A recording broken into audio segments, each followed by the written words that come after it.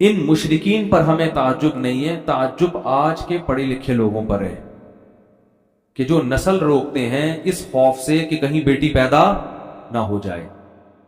اور میں نے خود آج کے جنگلیوں کو بچی کی پیدائش پہ روتے ہوئے دیکھا ہے، پہلے مجھے یقین نہیں آتا تھا، لیکن پڑھے لکھے جنگلی، پڑھے لکھے جاہل، ان کو میں نے اب بھی دیکھا ہے بچی کی پیدائش پہ آنسو بہاتے، یہ کیا ہو گیا؟ میں جب اسپتال میں بیٹھا ہوں تو سامنے کوئی خاتون رو رہی ہیں اور وہ بیٹا ان کا پینٹ شرٹ میں لگ رہا تھا کوئی ایجوکیٹڈ فیملی ہے، وہ بھی بیچارہ پریشان، منہ ایسا نا اس کا جھکا ہوا، رو تو نہیں رہا تھا لیکن منہ پہ یہی کیفیت تھی جو یہاں قرآن بیان کر رہا ہے، چہرے پر کیا ہے؟ ذلت۔ تو ماں اس کو تسلی دے رہی ہے اور رشتہ دار کہہ رہے ہیں بھائی ہائے بیچارے کا منہ اتر گیا، پہلے بھی بیٹی ہوئی تھی اب بھی کیا ہو گئی؟ بیٹی۔ اس سے پتہ چلتا ہے کہ یہ لوگ خدا پر ایمان نہیں رکھتے، ان کو کوئی ضرورت نہیں ہے اپنے آپ کو مسلمان کہیں، شناختی کارڈ میں تمہاری نمازوں کی اللہ کو کوئی ضرورت نہیں ہے۔ سب سے پہلے اللہ دیکھتا ہے کہ تمہارا اللہ پر ایمان اور توکل کتنا ہے۔ بیٹی کس نے دی ہے؟ تیری ماں بھی تو کسی کی بیٹی ہے نا جس نے تمہیں جنا ہے، وہ نہ ہوتی تو تم پیدا ہوتے؟ تو یہ بڑی جہال، جب اللہ ختم نہ آپ کی ڈکشنری سے تو پھر بہت بڑی درندے بنو گے، یہ بتاؤ، بہت بڑے درندے۔ وہی ہوگا کہ جانوروں کے تو حقوق ہوں گے، انسانوں کے حقوق نہیں ہوں گے، بلیوں کے حقوق ہیں، ماں باپ کے حقوق نہیں ہیں۔ آج کل دوستوں کو پالا جا رہا ہے، ایئر ہوسٹس کے حقوق جانتے ہیں، بیٹی پہ اپنی اولاد پیدا ہو رہی ہے اور اس گدھے کا منہ سوج رہا ہے، بولے تو دل چاہ رہا تھا میں رکھ کے اس کے گدھے کو ماروں کھینچ کھینچ کے۔ بے غیرت آدمی، تو پڑھا لکھا ہے، تجھے شرم، تو خدا پر ایمان نہیں ہے کیا؟ تو یہ لڑکی، یہ اللہ کی مخلوق پہلے ہے، بے غیرت تیری بیٹی یہ بعد میں ہے، یہ اللہ نے اپنی مخلوق کو پیدا کیا ہے، اس کا نظام ہے، ہمیشہ سے پیدا ہو رہی ہیں اور قیامت تک ہوتی رہیں گی۔ اور تجھے اتنی شرم نہیں آتی کہ جس خدا نے تجھے پال پوس کے جوان کیا، اس بیٹی کا رزق بھی وہ تجھے دے گا، تیری بیوی کی چھاتیوں میں دودھ پیدا کیا اس نے اس بچی کی پیدائش پر، یہ بتانے کے لیے کہ اس کو بھی میں ہی کھلاؤں گا جیسے بیٹے کو میں کھلاتا ہوں۔ تو بے شرمی کی انتہا ہے، بے غیرتی کی انتہا ہے، اور یہ ہے پڑھے لکھے، یہ کیا کہلاتے ہیں؟ پڑھے لکھے لوگ۔ جہالت ہے یہ۔ ہمارے نبی صلی اللہ علیہ وسلم نے اس ماحول میں آنکھ کھولی ہے، وہ زندہ دفن کیا جا رہا ہے، اور قرآن کیفیت بیان کر رہا ہے یتوارا من القوم من سوء ما بشر بہ، کہ سارا دن اس کا چہرہ سیاہ رہتا تھا، لیکن آپ صلی اللہ علیہ وسلم نے کتنی محبت دی بیٹی کو۔ نماز میں اپنی بیٹی کو نواسی کو کندھے پہ اٹھا کے 4 رکعتیں آپ نے ظہر کی پڑھائی ہیں، حالانکہ بچوں کو کندھے پہ بٹھا کے نماز پڑھنا سنت عمل عام معقول نہیں ہے، آپ نواسی کو کندھے پہ اٹھا کے 4 رکعتیں پڑھائی ہیں، جب رکوع میں جاتے تو اٹھا کے نیچے کر دیتے، اور جب اگلی رکعت میں کھڑے ہوتے پھر اٹھا کے کندھے پہ بٹھاتے۔ اتنی محبت آپ نے اپنی کسی اولاد کو، بلکہ کسی بچے کو بھی نہیں دی ہوگی، بھائی زیادہ زیادہ اتنی محبت دے دی نا، کسی بچے کو گود میں اٹھا لیا۔ صحابہ کہتے ہیں ہم نماز کے انتظار میں تھے، آپ صلی اللہ علیہ وسلم جب آئے ہیں تو ہم حیران ہو گئے کہ آپ کی کندھے پہ آپ کی نواسی بیٹھی ہوئی۔ نواسی تو تھوڑی دور ہو گئی نا، بیٹی کی بھی بیٹی ہو گئی، تو ہم حیران تھے یہ کیا ہوا ہے بھائی، اور اسی طرح آپ نے نیت باندھ لی ہے بھائی سید الانبیاء ہیں، اور نواسی کو کندھے پہ بٹھا کے نماز پڑھا رہے ہیں، پیچھے ابو بکر، عمر، عثمان، علی جیسے لوگ کھڑے ہوئے ہیں، اتنی مبارک محفل۔ اب حیران ہے صحابہ، فرماتے جب رکوع میں گئے نا تو اس کو اٹھا کے، کیونکہ گر جائے گی نا وہ، چلو اب ایک دفعہ نیچے رکھ لیا تو کافی ہے، اگلی رکعت میں کھڑے ہونے سے پہلے دوبارہ اٹھا کے کندھے پہ بٹھایا، اس 4 رکعتیں اس طرح سے پڑھی ہیں۔ علماء کہتے ہیں اس میں حکمت یہ تھی عربوں کے دل سے بیٹی کی نفرت کو کھرچ کے نکالنا۔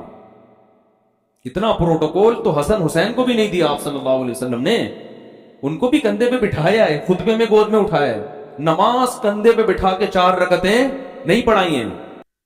تو کیا کس مذہب سے تمہارا تعلق ہے اور تم منہ بنا رہے ہو؟ بھائی 10 بیٹیاں ہو جائیں، 15 ہو جائیں، 16 ہو جائیں، 20 ہو جائیں، کوئی بات نہیں، اللہ کی نعمت ہے، خوش ہو اللہ پہ۔ اور اللہ بیٹا دے کے اس کو نافرمان بنا دے، تمہارے سر پہ جوتے لگا رہا ہو، وہ اچھا لگے گا پھر؟ تو جو دے رہا ہے اللہ اس پہ بولو نا بھائی شکر ادا، نہ نسل روکو اس نیت سے کہ میرے 6 بیٹیاں ہو گئی ہیں 7ویں بھی کہیں بیٹی نہ ہو جائے۔ بعض لوگ کیا کرتے ہیں بیٹا ہو گیا تو نسل روکتے ہیں کہ بس اپنی چاہیے، بیٹی ہو گئی تو بیٹے کی لالچ میں نسل بڑھاتے ہیں۔ اس سے کیا ہو رہا ہے؟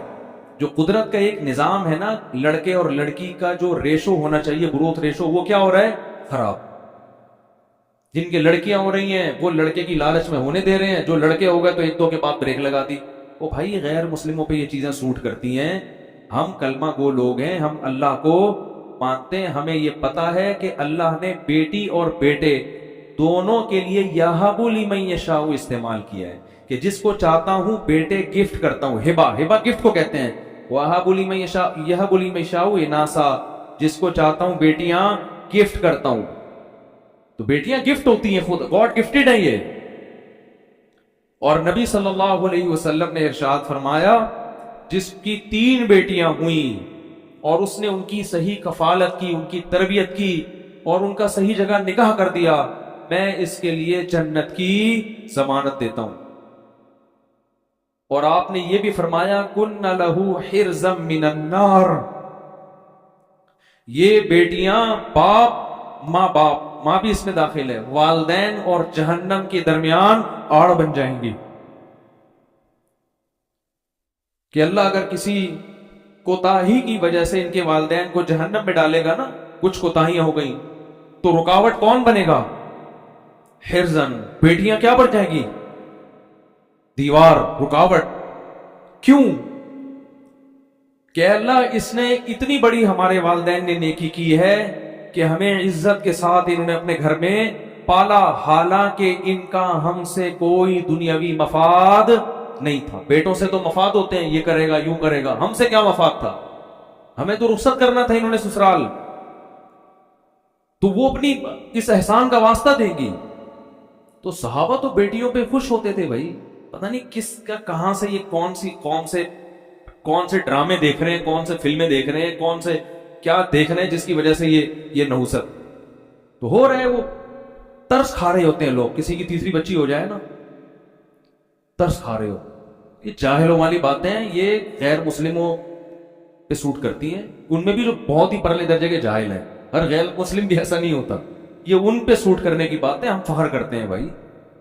بیٹیاں بھی دے اللہ، بیٹے بھی دے، او یزوجہم ذکرانا و اناثا، فرمایا جس کو چاہتا ہوں گفٹ میں بیٹیوں کی لائن لگا دیتا ہوں، جس کو چاہتا ہوں گفٹ میں بیٹوں کی لائن، اور جس کو چاہتا ہوں ہٹو بچوں، ٹھیک ہے نا، بیٹوں کی بھی لائن اور بیٹیوں کی بھی۔ جب زیادہ ہوتے ہیں تو پھر دونوں ہی ہوتے ہیں، یہ جو روک رہے ہیں نا 2 کے بعد نہیں، تو پھر یہاں ترسا کے اللہ دیتا ہے۔ پھر اگر نسل کو ایسے ہی پیدا ہونے دو کہ بھئی اللہ جتنی چاہے اولاد دے، تو ہو سکتا ہے آپ کی 4 بیٹیاں ہوں، پھر لائن سے 4 بیٹے ہو جائیں۔